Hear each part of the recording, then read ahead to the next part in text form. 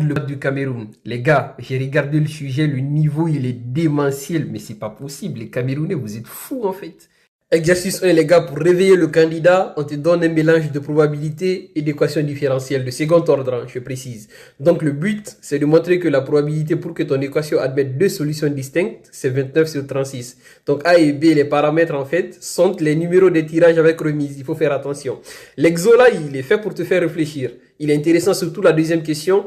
Donc là, il faut penser à prendre les complémentaires et puis à trouver qu'à partir de 19 répétitions, tu es sûr d'avoir au moins deux solutions non réelles. Exercice 2, endomorphisme. Mais ça, on voit pas ça en terminale. Les Camerounais, ça va pas ou quoi? Les Camerounais, vous êtes fous ou quoi? Non mais sérieusement les gars, on te demande de montrer que ton application n'est pas bijective. Il faut montrer que le noyau n'est pas réduit à l'élément neutre. En l'occurrence, le noyau, il est de dimension 1 ici. Montrer que, en fait, l'image, c'est un plan vectoriel. Et tu utilises la formule des rangs. Vu que le noyau, sa dimension c'est 1, et que ton espace, sa dimension c'est 3, la dimension des im, ça fait 3 moins 1, ça fait 2, donc c'est un plan vectoriel. Mais eux, je suppose qu'ils ont vu ça en classe. Sinon, il n'y a pas de raison qu'on leur donne ça, ils ne pourront pas s'en sortir. Donc l'exo 3, il est construit pour effrayer le candidat, sinon il n'est pas très compliqué. Je sais qu'en terminale, lorsque tu vois des fonctions définies par des intégrales, tu commences à paniquer, mais ici c'est simple en fait. Grand F, c'est la primitive de petit f qui s'annule à 1. Donc quand tu dérives grand F, tu tombes sur petit f. Et vu que petit f est positif, donc grand F est croissante, donc ça va vite.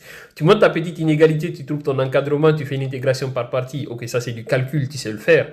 La deuxième partie, c'est une suite définie par une intégrale de f. Donc, les bornes varient en n. On te demande donc de trouver le sens de variation. Ok, ta fonction f est décroissante. Tu montes donc le petit encadrement. Et vu que ta suite, elle est décroissante et qu'elle est minorée par 0, tu montres qu'elle converge. Quoi, tu pensais que c'était fini? Non, mais c'est pas fini, mon gars. Exo 4, conique, puis transformation du plan. Donc, pour la conique, c'est plus ou moins d'idées, c'est du classique. Transformation du plan, c'est aussi une similitude directe, ça se voit vite à la forme en fait de la transformation qu'on t'a donnée. Ok, donc c'est un peu long, tu fais des calculs, mais c'est sur 5 points. Ça mérite bien quand même que tu fasses des calculs. Hein. Mais c'est à la partie B qu'on va différencier les bons candidats des excellents candidats parce que là, tu es obligé de prendre des initiatives, de modéliser. Donc, ce que tu vas faire, c'est une modélisation de population, une population de carpes et de maquereaux, donc de poissons. On te demande à partir de combien de temps la population de maquereaux va doubler, sachant que la croissance est de 20%. Donc, tu trouves 4 mois rapidement, ça c'est facile.